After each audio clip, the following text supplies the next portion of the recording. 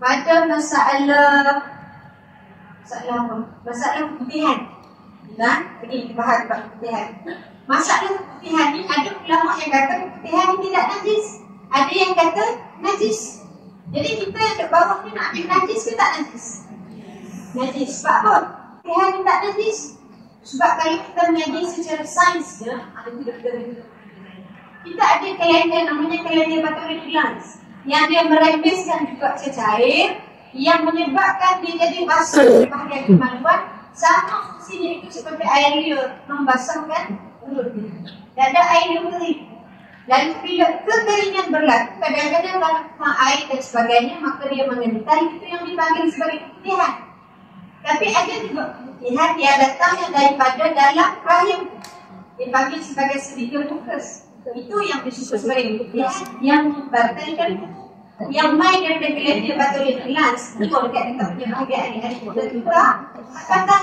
Lalu bila ada dua ulama kata batal, ada yang kata tak batal. Mazhab Syafi'i mengambil langkah berjaga-jaga, maka dia kata semua ini tapi yang betul contohnya apa? Tadi semayang tak hilang khusyuk. Tidak, semayang sakit sah ke tak sah? Sah ke tak sah? Dan kita dah tahiyat akhir. Dah tahiyat akhir tiba-tiba waladhdallin. Wala baca Fatihah dekat tahiyat. Jadi menghilangkan khusyukan. Sebab itu mazhab Syafi'i kita ambil langkah berjaga-jaga basuh. Kecuali pada kaedah-kaedah tertentu, umpamanya kita pergi haji, pergi umrah, maka ada sedikit kelonggaran waktu musim haji, waktu musim umrah. Saya kita bahas masalah dari umur hadas, orang yang selesai berhadas, orang yang akan duduk faras, apa-apa gitu kan. Ada tak tahu masalah duduk faras? Ada orang masalah kencing tak terus, asal dia kan bahagia abdomen ditekan, air kencing keluar. Pantang batu, kaki untuk kepit, kalau tidak air meleleh, air kencing. Betul tak? Jadi kita bahas macam mana masalah. Macam mana masalah orang yang syahabat. Macam mana masalah orang puasa. Ini semua saya insyaAllah belum ada masa untuk cerita.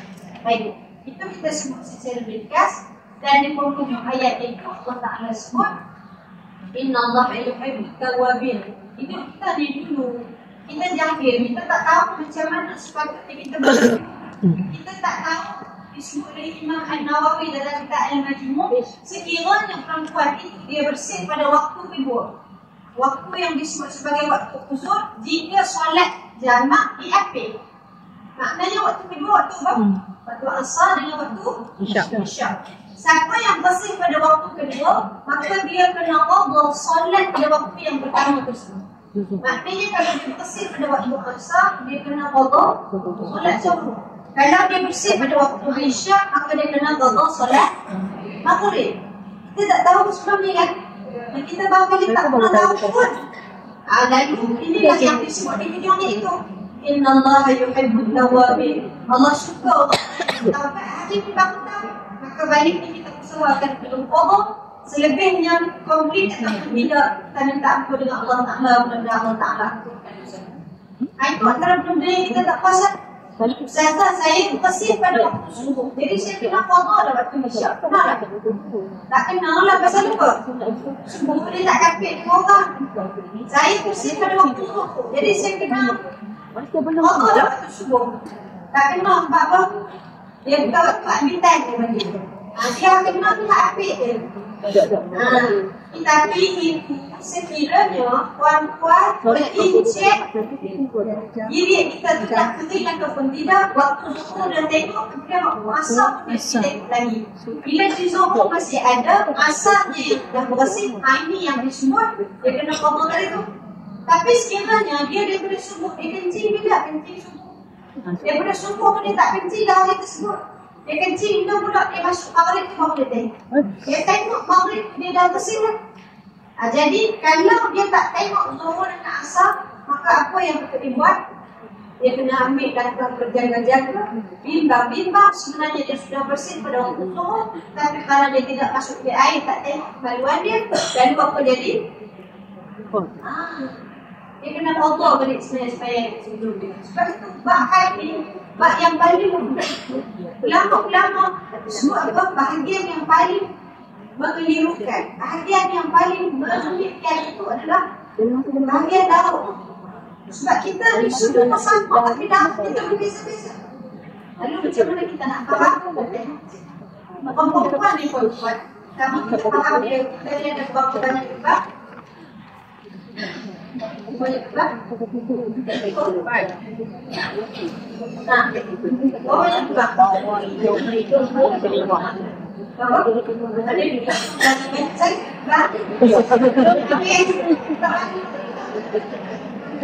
Bang kita ada bawa? Tiga. Bang di bawah, bang di bawah. Kau Haji kan kau ini bang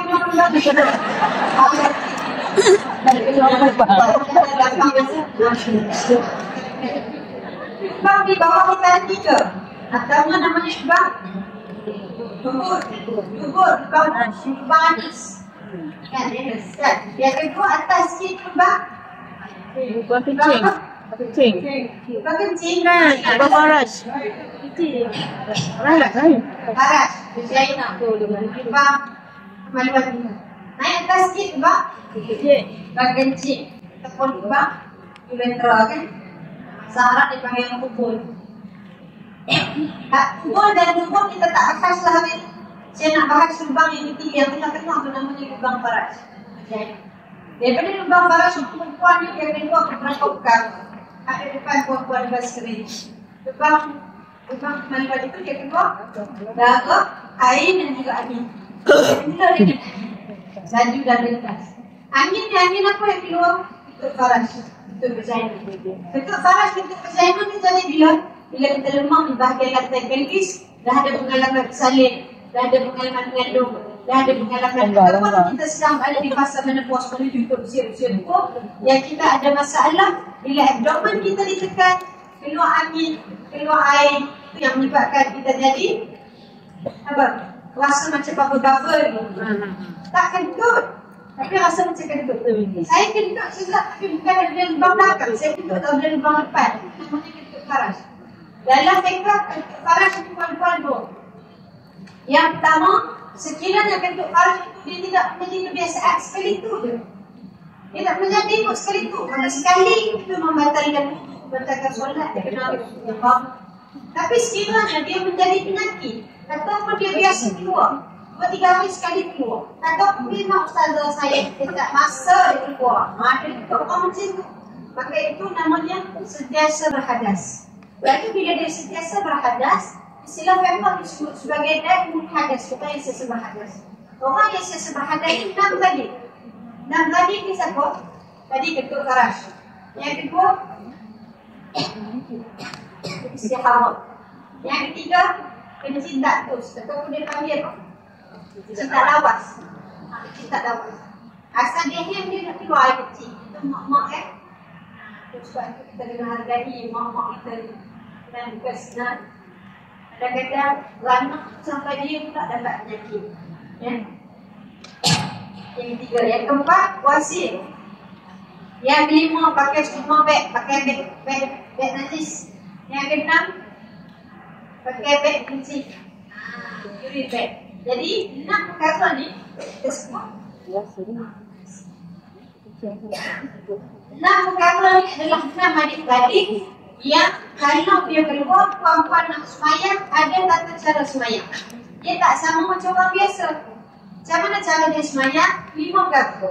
Yang pertama, kalau nak semayang fardu, mesti syarat dia masuk waktu dulu. Mesti syarat berlaku. Tak masuk waktu, boleh. Kalau tak masuk waktu, puan-puan ambil subuh, maka wudu tadi tak boleh digunakan untuk solat fardu. Itu disebut oleh Imam An-Nawawi. Yang kedua, bila pergi nak ambil wudu, kalau yang ada air kencing, kalau yang ada darah istihadah, maka dia kena cuci kemaluan dia dulu dan meletakkan sesuatu pelapis, pad atau panty liner atau apa-apa saja boleh. Ustazah kami ni kencing kami banyak. Banyak mana makcik segala-gala segala. Pakai pad dulu saja. Kemudian dia mengalas. Dah masuk yang ketiga, dia mesti bersegera untuk semayang. Dia tak boleh kona. Nanti saya ustazah masih tengok notification TikTok. Yang kedua kita tengok TikTok dulu. Kalau tengok tiba-tiba duk tengok bantan. Yang kedua, satu umur satu solat saja nenek 5 tadi boleh digunakan semua solat sunat. Tak ada masalah. Dia nak qabliyah ba'diyah, silakan. Nabi kata siapa yang menjaga solat sunat qabliyah ba'diyah 12 kali. 12 kali. Rakaat. Siapa yang menjaga solat qabliyah dan ba'diyah berarti 12 rakaat, banallahu lahu, Allah akan membina untuknya satu umur di dalam syurga. Arba' qabla dhuhri, 4 rakaat sebelum zuhur, 2 rakaat selepas zuhur, 2 rakaat selepas maghrib, 2 rakaat selepas isyak, 2 rakaat sebelum subuh, maka jumlah dia 12 rakaat. Ustazah, saya biasa sembahyang sebelum asar, sebelum maghrib, sebelum isyak, tak ada masalah. Itu namanya ghaib, akan boleh dibuat tidak masalah.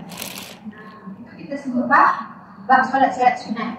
Ustazah, saya nak sembahyang saya nak sembahyang tarawih. Jadi boleh tak kalau saya pakai kubur saya untuk solat isyak, tapi saya terbatuk-batuk? Boleh tak? Boleh? Syarat tidak terbatuk perkara yang membatalkan kubur. Tak sentuh orang yang bukan mahram, ataupun tidak kentut, ataupun tidak tidur yang tidak letak papan kuburnya, maka memadai di ahli pada waktu isyak yang tarawih buat kita masalah. Tapi Ustazah, makcik rasa peluang kencing. Mereka kata jika dia tidak melimpah, boleh, tak ada masalah. Okey? Tapi itu sekiranya penyakit. Sembahyang dia saja dry sekali kencing. Itu tak jadi nak. Mana dia?